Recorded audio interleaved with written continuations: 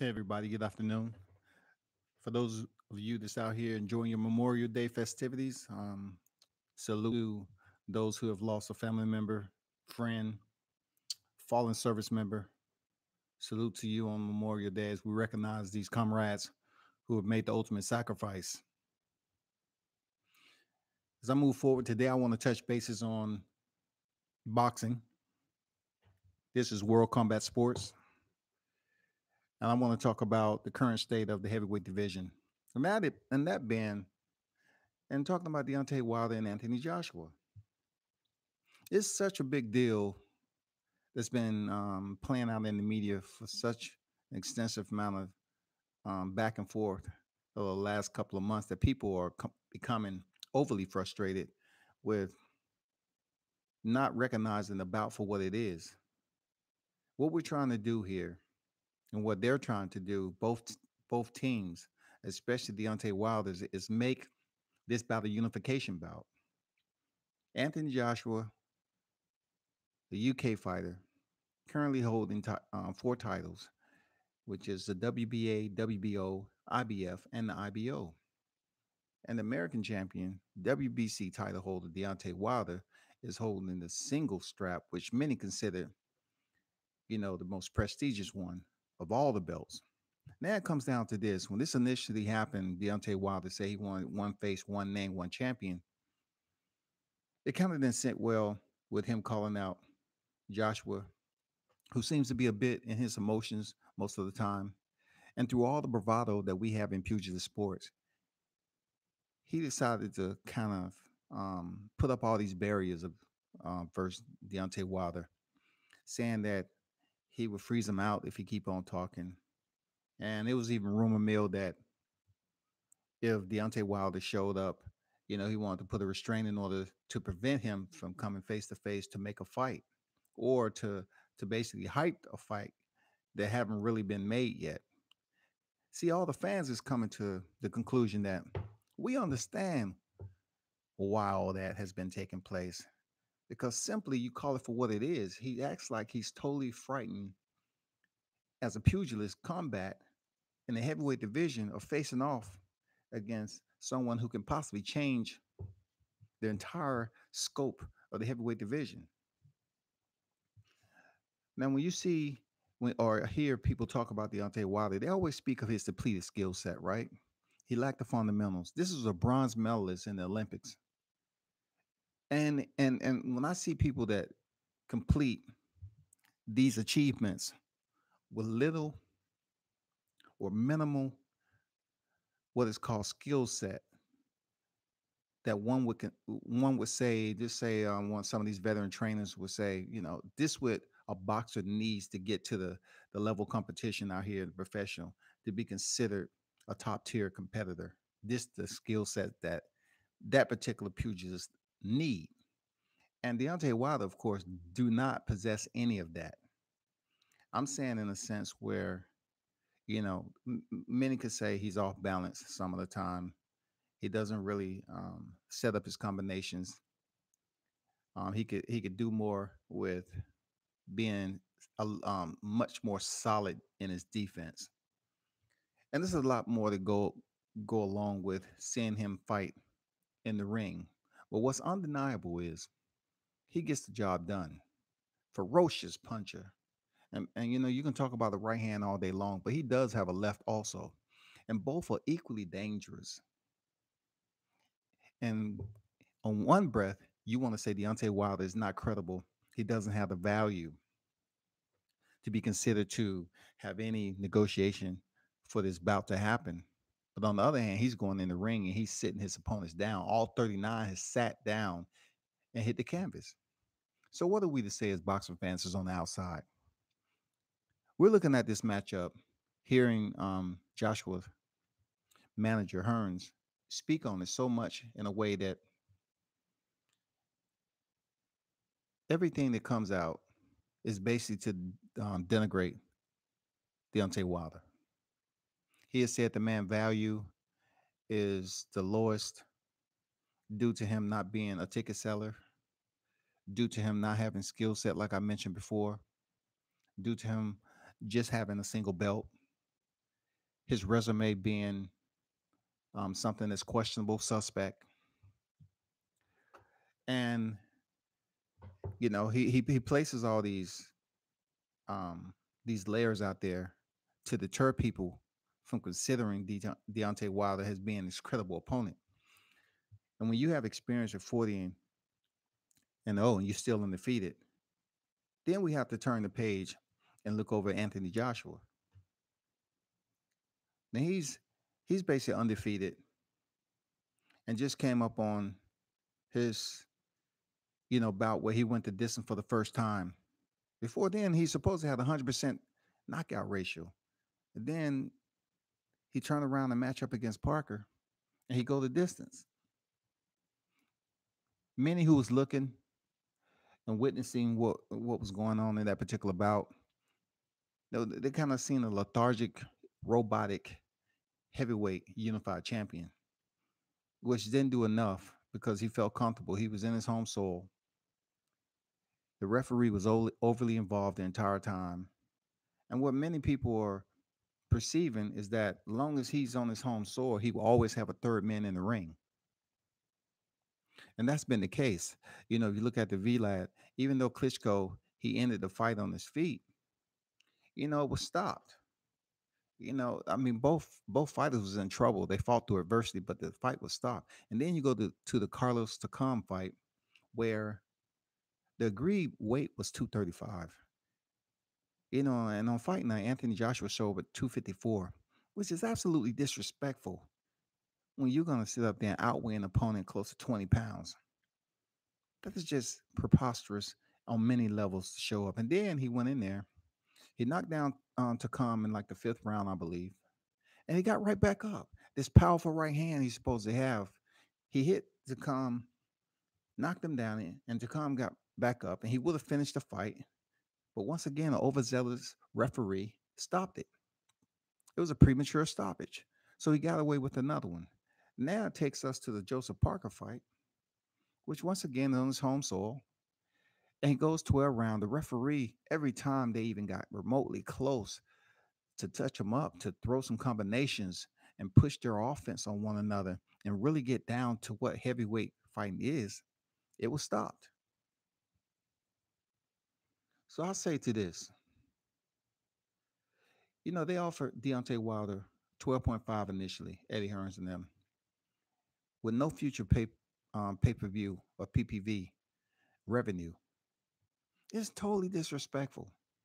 You're trying to say that this bout is potential mega fight, champion versus champion, and you're going to go out there and have Deontay Wilder, who is the WBC champion, undefeated also. You're going to offer him 12.5 million with no further proceeds. That means that man gets 12.5 flat, and he gets nothing else from the gate, pay-per-view, none of that. So when this start playing out and the wheels start turning, more and more the numbers start accumulating that this is potentially a bout that may exceed or breach $100 million. Now, anybody in their right mind is looking at this and they're saying, why would you want to place yourself in a deal that is considerably an 88-12 deal? That's saying you're going to give him 12.5 and he has to pay off his side, his handlers, and everybody else, and then leave all that other money out there for Eddie Hearns and Anthony Joshua to just fill their pockets with. It's a form of civility when you think about it. When people go on, boxers going out there risking their lives, and you want to step in the ring to be mentally focused, knowing that you just accepted a deal for such a fight of this magnitude of a measly 12.5 million. Now, moving on past that, then it comes up to, well, what has Deontay Wilder did? Anthony Joshua selling out arenas. Deontay Wilder can't sell out um, a gym in Alabama. All these um, jabs that Eddie Hearn was taking to Deontay Wilder had nothing to do with the fight. Us the fans, we want to see the fight happen. That had nothing to do with the fight. If you want to keep on talking about what Deontay Wilder is doing. Talk about who he's knocking out. Talk about how he's placing that right hand nice and snug on the chin, and cats are dropping to their knees.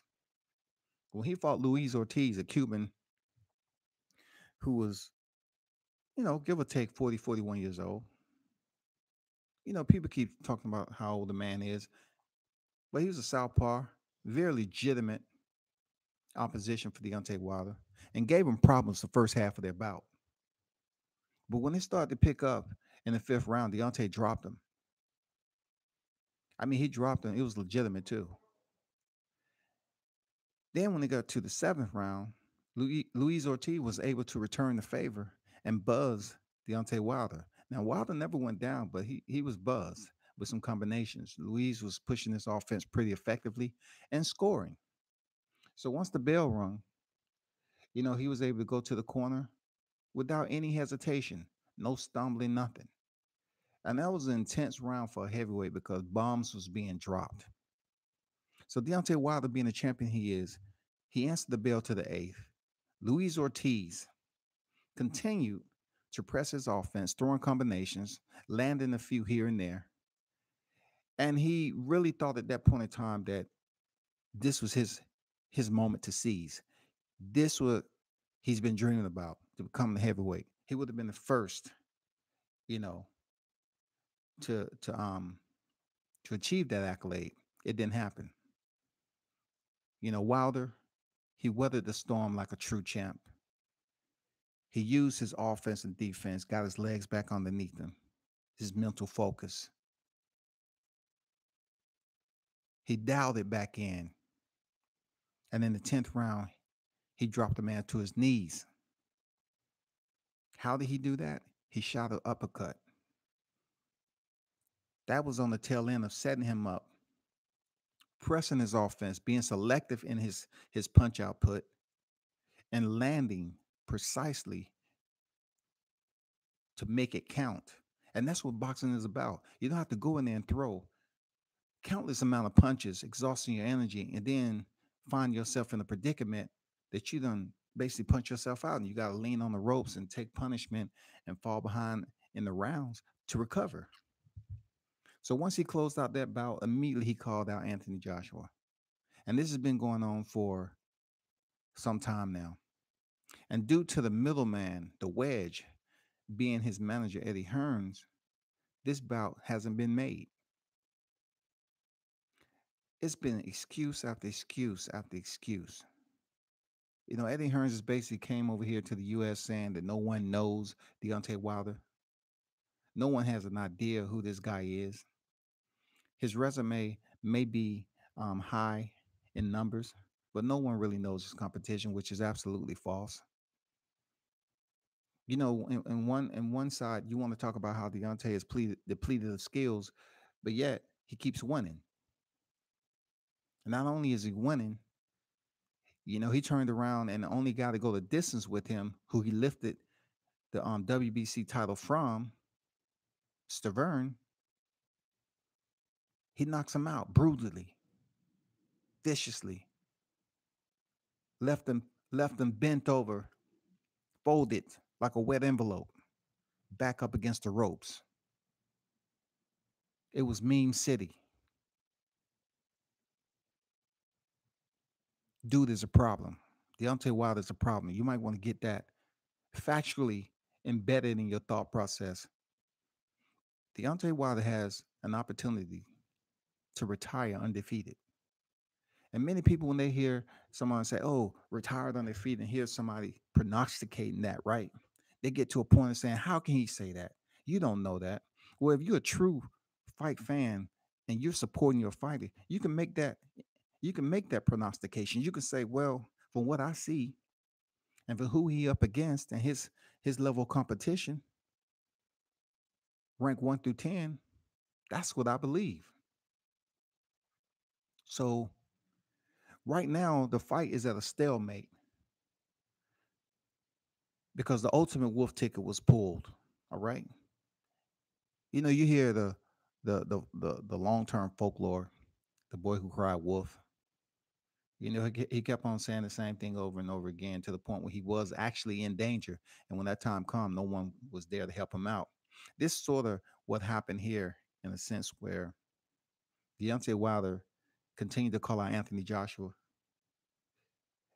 and Joshua goes on to say, "If you give me 50 million, which is a absurd amount of money to ask up front, I mean that's a pillow, that's a monetary pillow that you're able to lay your head softly, knowing that you're getting this nice cushion of 50 million to walk into a fight. Regardless, you know you're getting 50." And Deontay Wilder and his team got together and did the business ethical part of boxing, and they met that demand because they have total confidence in their fighter. And once the demand was made and Deontay Wilder responded over social media, Joshua responded, "Let's roll." So of course we know, Joshua don't make those decisions. And here it comes. The bird flies in and say, "Well, what do you think you're doing? You don't make these decisions." Hearn sat there and said, "Well, we got to look at the other details. They didn't send us a contract." Well, contracts aren't just delivered, you know what I'm saying, back and forth. You just don't send contracts over there unless both parties will come to some type of um, mediation on the same sheet of music to make this happen. So once this came to surface, and once again, he's talking about no contracts was, um, drafted. People starting to think like, why would a contract have to be drafted and nothing was agreed upon? So what did Deontay Wilder and his team do again? Lou DiBella, Shelly Finkel, Al Heyman, they congregated once again and they sent an offer over there to Eddie Hearn and Joshua, basically saying, "This is the deal. You got your 50 mil up front, no rematch clause. Wilder gets to pick the venue. He gets to pick the venue. So you can automatically assume where this is going, right? He wants to have the fight in the States. And rightfully he should. Because if you think just because you can sell out a stadium over there in Cardiff, Wembley, whatever you're trying to go, and it's gonna basically supersede what we have over here in the US, you out your mind. I mean, come on. We basically seen the pyrotechnics and the smoke and all the show, the antics that goes on there with putting on an entrance for the same person. And, it comes down to a point where your own people get tired of seeing the same thing. Yeah, it's a lit environment, but guess what? We've seen it all before. Over here in the US, the entire place is lit. You got star power up in there, paying the price points, the high price points to sit up front next to the action. So they kind of make it seem like there's no way, no how this fight is going outside the perimeters of the UK. And that's where we at right now, people. That's seriously where we at right now. Deontay said, no rematch clause. He get his money up front. He get to choose the venue. And the last inclusion that Deontay Wilder put in there, it has to happen this year. He wanted to get this fight open this year, get in the camp, sign the deal, get in the camp, and make it happen. Nothing wrong with that, right? I mean, you understand what I'm talking about. Get down to business, just like Deontay Wilder has been checking the boxes. No, at this point, we're still in limbo, idled, stalemate, just because Joshua and his team are up here, are here coming up with excuses that are seen to be better for business. Boxing is a business, okay? But when you're highlighting that your fighter is the best there is in the heavyweight division in boxing, he's a unified champion, he's the A side. Well, what's good for business is also making sure that both parties eat well. You want to set up the deal that both fighters that's involved in this deal are satisfied. That is to exclude any long drawn out extensive negotiation. And that's what we have going on, of course, right here, right now. We can't even get a basically, we can't get anything to have them even come close outside of the media scrum that we see to get on here and give us some solid information, Eddie Hearns, to say, I'm willing and able to make this particular sacrifice. No, you got your 50 million, which was totally preposterous, right? To begin with, you get that. The only thing primarily that he's asking is to fight this year and have the fight over here in the US. That's not hard to ask. Is it? That's not difficult. And then you have all the media outlets that's out here letting it be known that what is so difficult in making this bout is potentially one of the largest monetary mega fights in heavyweight history. It has the potential to gross, but yet you have individuals saying that we want to do what's good for boxing and business. If it's good for business, then you understand that the longer you prolong this, it's really tarnishing everything that Joshua supposedly is represented as a fighter. Is it not? I'm not sure if this young man is actually taking a snapshot of what's going on right now, but the suit he's wearing is going to look very, very bad in years to come when he finally look back and see the damage that his manager is doing to him. Over here in the U.S., we have so many fighters that's in rotation that go through a career, some of the greatest that you've seen. We have annals of boxing history that has U.S. fighters in it. And do you know how difficult it is for the fan base over here to give credit to these fighters without scrutinizing, itemizing their records enough to legitimately put them in that on that pedestal as being the best? It's tough. This is absolutely tough. So now it comes down to this. Will we see it in 2018, 2019? Will the actual bout ever happen? We're not sure. No one knows because when the media outlets put news that Eddie Hearns has mentioned this, then it comes back out next week with something that's very contradicting. It's hard to latch on to any type of solid content that you can find credible. Right now, the fans are just saying, "Hey, I just want to see the fight." That's it. Enough of all this back and forth, money. We just want to see you all scrap it out. And let's be clear, Deontay Wilder's made it a check in the box from the inception of him calling this fighter out, Anthony Joshua. He say, I have no problem taking 60-40 and fighting in the UK. But then again, Hearns turn around and say, well, if you want to fight over here in the UK, we're going to give you an offer that's very, very discouraging. We're talking about heavyweights landing bombs in there, taking punishment. He's going to offer him a 12.5 with no future revenue. He wants the man to go in there already defeated mentally. That's what it boils down to. Seriously. And if you want to actually do role reversals, putting yourself in front of, millions watching for a title unification bout, and you're not mentally sound because you feel that you're fighting for pennies, it's going to weigh heavy on your shoulders.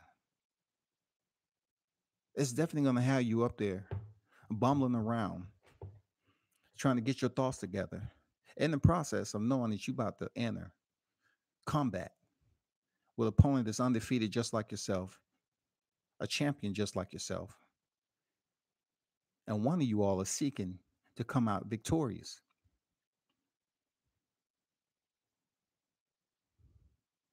This is a game changer in boxing. If we can ever get this fight to come to fruition, many people that's involved in this circle will be financially compensated in a healthy way. So I'm not sure why Eddie Hearns want to continue to, you know, put obstacles up there, procrastinate, and put barriers up there for Deontay Wilder to be discouraged when he's meeting 95% of your demands.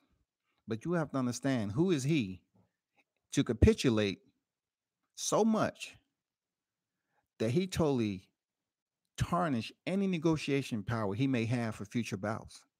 So if he willing to take a bucket of pennies for this mega millions heavyweight unification bout, then who else the remaining part of his career is going to try to attempt the same thing and use this as a calling card to say, well, when you went up here against Joshua, you allowed them to only give you 12.5 million. If I end up grossing close to 135 to 40 million dollars, which you lost out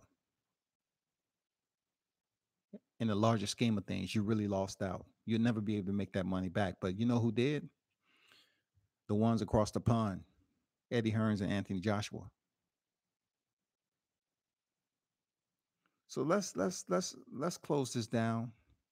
I'm going to jump back on here, and we're going to see if in upcoming weeks, with all the mandatories that's going on. Yeah, I didn't mention that, did I? You got mandatories going on, right? Now we was having mandatories pop up from everywhere to try to basically derail this bout from happening.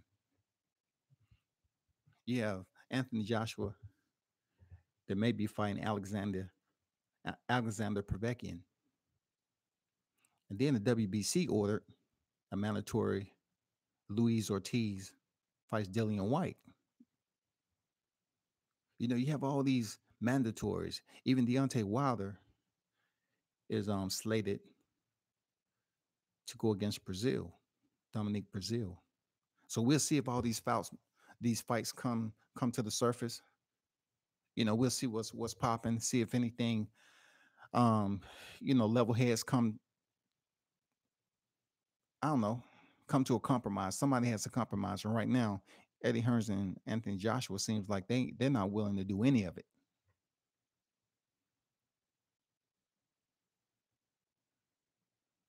I want to ask what's next, but every time that comes to mind, I already found out what's next.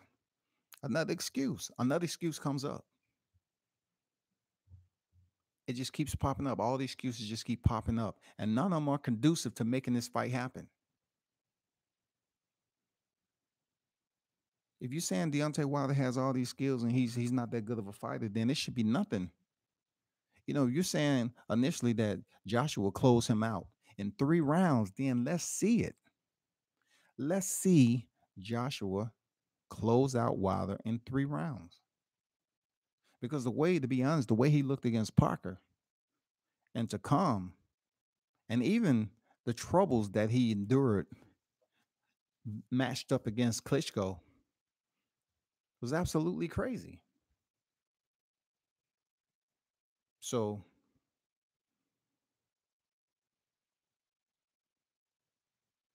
it's only so many barriers you can put up, for before they end up learning how to drive dead smack over them like a speed bump and keep it moving.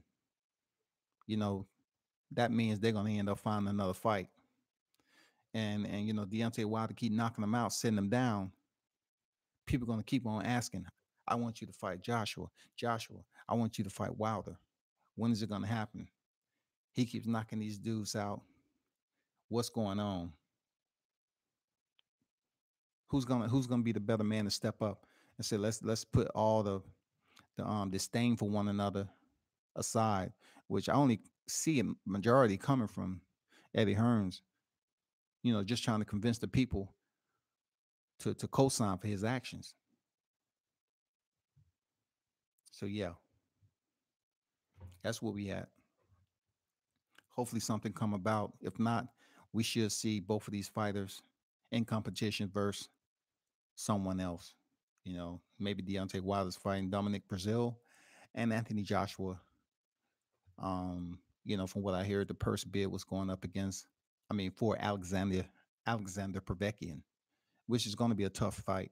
And then furthermore, it'll be good to see him go over to Russia and fight Povetkin there. He might not be able to hold down this home soil and fight Povetkin. I don't know. I'm looking at it like this. If you was able to get Joseph Parker 33%,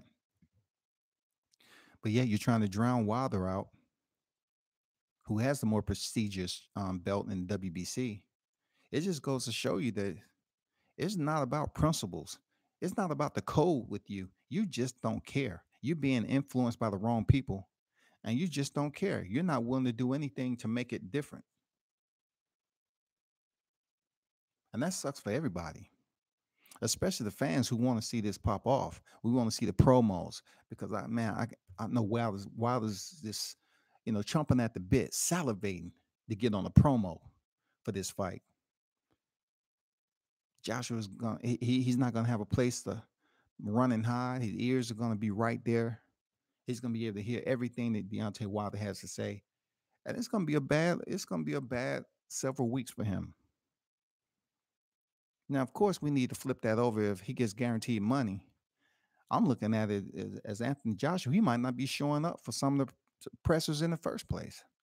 He might not show up to the last two pressers just so he don't have to hear anything. He don't have to sit there and endure what Deontay Wilder is going to give him for stalling him out.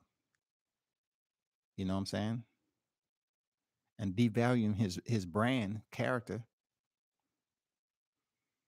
and basically saying he's not worthy as a heavyweight champion.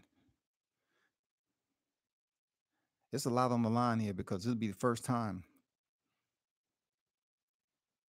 that someone held all the belts.